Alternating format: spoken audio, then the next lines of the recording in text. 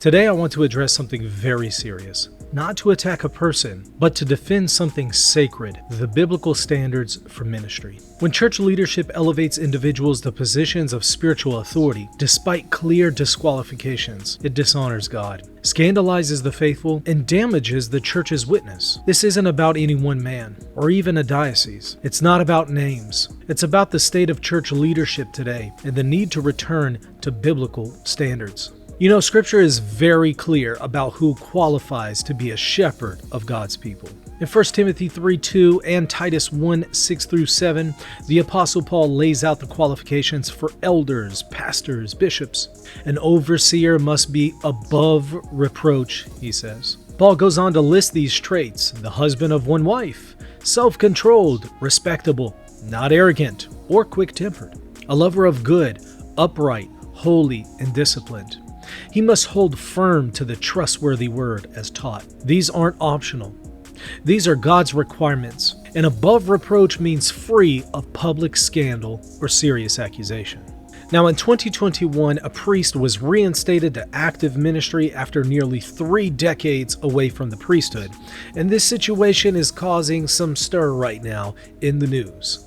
Now, during his absence from the priesthood, he had entered into a legally registered same-sex domestic partnership, a union that lasted nearly 10 years and was formalized in civil court.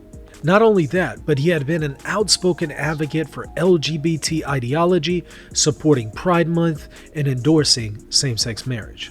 This was not a private struggle. It was public, documented, celebrated, and easily verifiable online. Now you might ask, well, maybe he's repented. That's not entirely clear. Even after his reinstatement as a priest, his public social media has continued to promote LGBT ideology, celebrate pride events, and even defend civil unions. He even offered Mass in recognition of National Coming Out Day. But even if there were sincere repentance, and we hope for that, repentance does not automatically mean reinstatement to pastoral ministry. Paul writes in 1 Timothy 3:7, moreover, he must be well thought of by outsiders, so that he may not fall into disgrace and into the snare of the devil. In other words, a spiritual leader must not be a cause of scandal. Their life must give no room for the accusation of hypocrisy or moral compromise. Despite all this, the bishop not only reinstated the priest, he placed him in positions of authority: pastor of a parish, dean overseeing a group of priests, overseer of a Catholic school, and even judge on the diocesan marriage tribunal,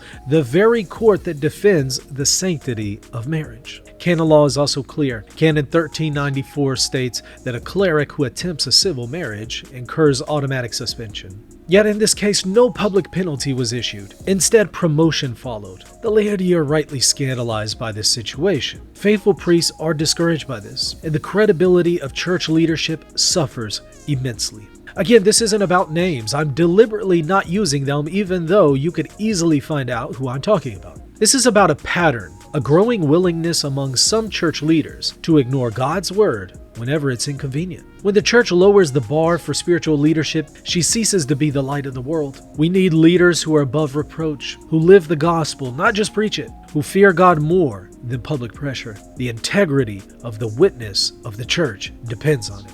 So what can be done? First, pray for the leaders of the church, for clarity and for the courage to uphold the truth. Second, speak the truth in love, as Paul says. Scripture doesn't just call us to personal holiness. It calls us to hold one another accountable, especially those in leadership. Third, let's examine our own lives. The call to be above reproach starts with each one of us, but it must be especially true for those who shepherd God's people. Now let me be clear. I am not here to accuse or smear anyone, whether this priest or this bishop in question. I've left out their names intentionally, because this isn't about the individuals involved, it's about confronting a situation that reflects a larger crisis in church leadership. That being said, if the individuals involved would like to come on this show and share their side of the story, the invitation is open, and I mean that sincerely.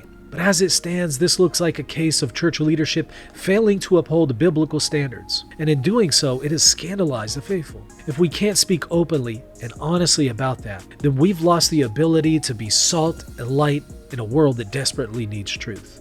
If you found this video helpful, please share, like, and subscribe. Let's raise the standard again, God's standard, for the church and all who lead it. God bless you, and let's keep fighting the good fight.